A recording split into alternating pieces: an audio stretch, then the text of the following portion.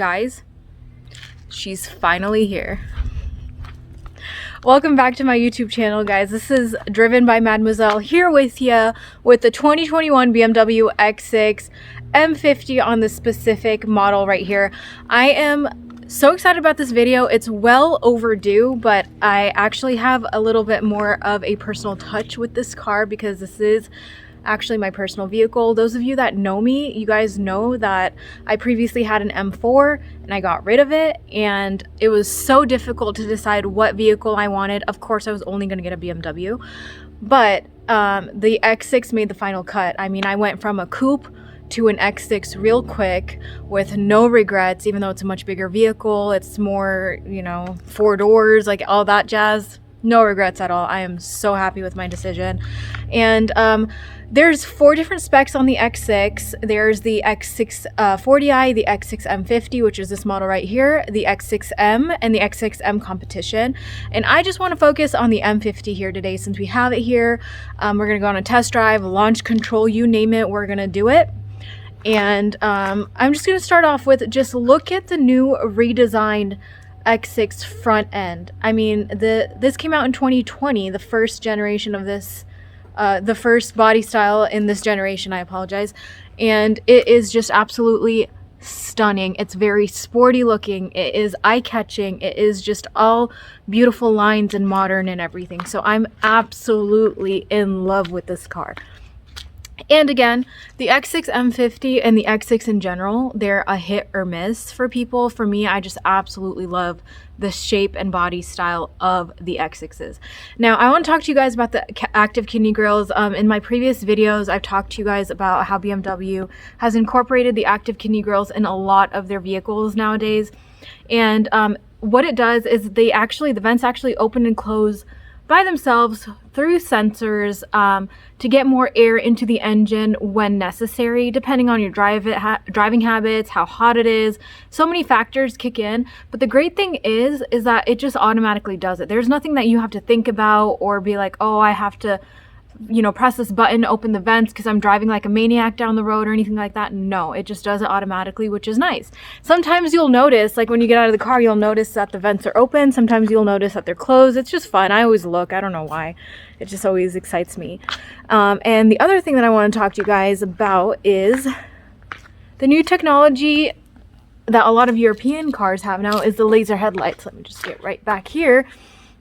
And the laser headlights now are actually an upgrade on a lot of the vehicles, and in this specific year, the 21, the laser headlights came in the executive package. So on the executive package, which is on this car, you do get the laser headlights. However, what a lot of people don't know is that the daytime running lights laser beam headlights are actually deactivated here in America. Why? Because they don't meet the rules and regulations and all that fun stuff that we love. So unfortunately, the laser headlights, regular daytime lights, are not actually laser here in America. But if you put the high beams on, they are fully laser, you know, high beam headlights, I guess, whatever you want, however you want to put it. So what is laser headlights? I mean, there's so many different light bulbs out there. Laser headlights actually use 30% less energy than your typical LED or xenon headlight. So it uses a lot less energy, but it reaches much farther distances, almost double than a normal LED or xenon headlight, which is absolutely fascinating. And with people who like to go on night drives, just like me, and you know have a heavy foot or whatever, or winding roads, it is very, very helpful to have these laser headlights because you can see, and I will show you later on in the video, how much visibility you get at night with the laser headlights. Now, I wish the daytime running lights were actually laser, just for what exactly what I paid for, but unfortunately, I gotta take it up to the government for that, so we'll just leave it.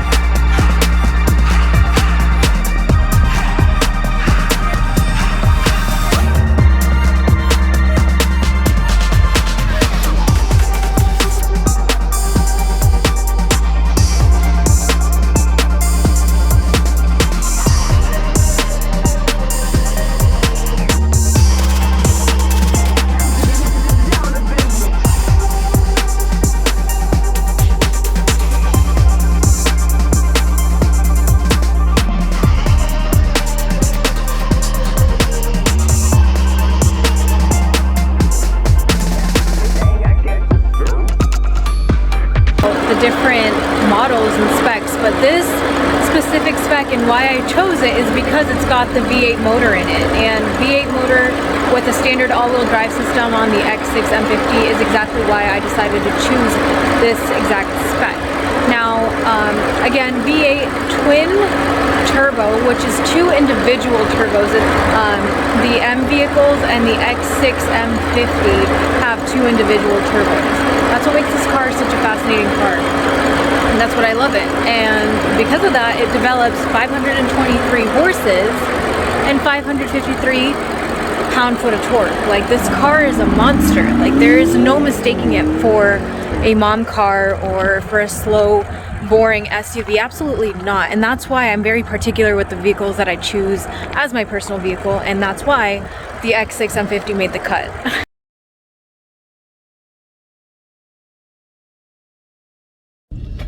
Alrighty guys, so I am going to do the launch control portion of my video. Now, I'm about to start my drive to warm up the vehicle in order to do the launch control. Now, I'm not gonna lie, I have tried to do the launch control maybe 375 times, and every time it didn't work. And those of you that are close to me know that I got really frustrated because I could not figure it out, and I wanted to figure it out. I was on YouTube, I was on a BMW blog, like different BMW blogs. I was like all over the place watching videos and attempting to do the launch control, and it didn't work for me until I followed this one recommendation that was actually recommended by BMW themselves, which I should have probably done that from the get-go, which was drive the vehicle for 30 minutes prior to attempting a launch control. So that's what I did, and that's what actually worked. So I am going to start my 30-minute drive and then do a launch control for you guys. Make sure you're in safe conditions, because that's what I did. I made sure I found a road with absolutely no people on there, and no cars, nothing like that. It's just kind of like a abandoned road.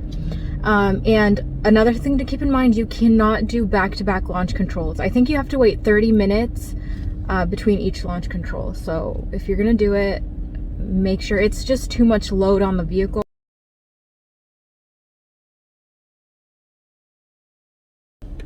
Guys, I've been driving for 30 minutes, so now we're gonna take the steps in order to get the car ready for launch control. So we're gonna take it off of comfort, and I'm gonna put it into sport plus. Then I am going to take off the traction control. There you go. So you got sport plus traction. Then I'm gonna take the gear knob, put it in drive, and push it to the left. So now we're on sport plus traction S1, and make sure your seatbelt's on, and let's launch this thing. So I'm holding my left foot is holding the brake as hard as possible, and my right foot is gonna slam on the gas pedal past resistance, and then right here it's gonna say launch control initiated.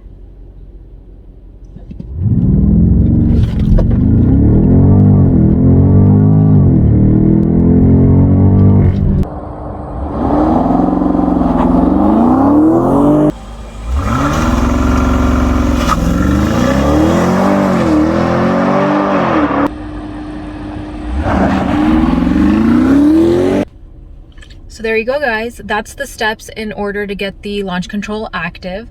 And as soon as I was slowing down, then I started to hear the backfire from the exhaust, and oh my god, that sound is priceless.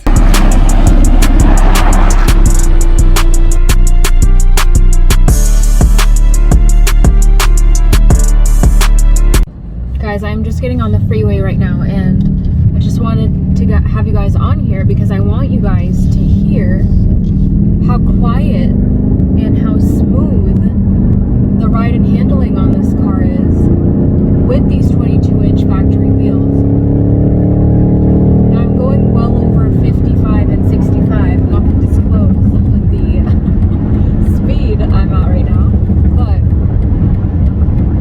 I just want you to see at well over 65 miles an hour how quiet the car is, the cabin. You guys can hear me clearly, and good way to like tell how steady my hands are on the freeway. And we're on a bumpy freeway. The 101 here in Arizona is a very bumpy freeway, and it's not paved, and I'll show you, I'll flip the camera in a second. But you can hear me clearly. You can hear the person next to you clearly if I had somebody here next to me. And I'm not sacrificing ride and handling when I have these 22-inch wheels on my car. That's the main point of the story, is that you can have both. That's what I like, and that's what makes BMW the ultimate driving machine. You can have a really good looking set of wheels and tires from the factory and still have all the handling that I would highly recommend you getting the 22s, because I have no regrets whatsoever.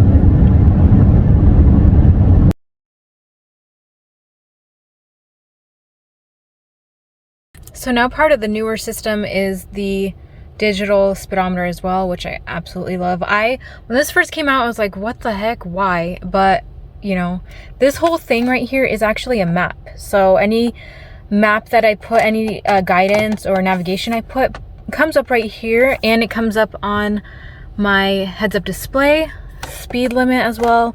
It has traffic camera capability as well, where it warns you if there's any traffic cameras nearby.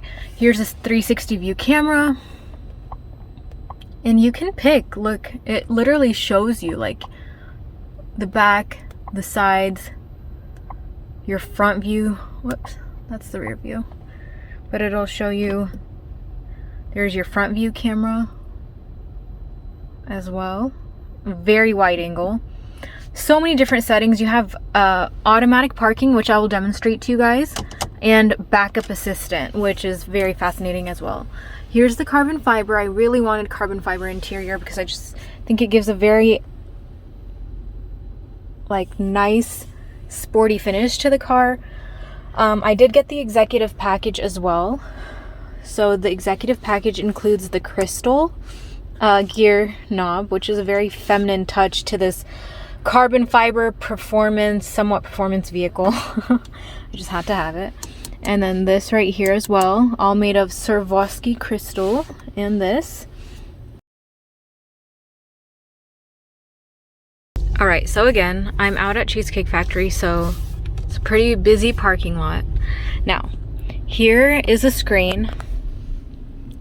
You're gonna go down and click the parking button. Up here, you're gonna see that the front camera view is gonna pull up. You're gonna see your bird's eye view, and you want to make sure it says automatic parking is checked. So this checkbox is checked right here. So I see 2 parking spots right here. So what I'm gonna do is I'm gonna get close to it, and my car is gonna be sensing as I'm driving. And it detected a parking spot. So what I'm going to do is click that spot, select parking orientation. So the vehicle does parallel parking and perpendicular parking. So that's what's really cool. A lot of people think it's just perpendicular parking, but it does both, which is fascinating if you live in a busy city. I'm gonna click perpendicular. It says to start parking, take hands off steering wheel and release brake. So hands off steering wheel, and I am releasing the brake off the vehicle. Hands free. But I am still watching the car. It's pretty scary, not gonna lie.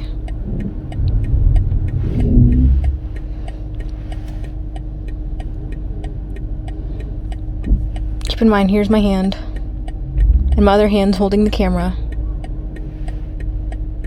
Look at the camera right there too, and see what's going on. Now this is a pretty tight parking space, so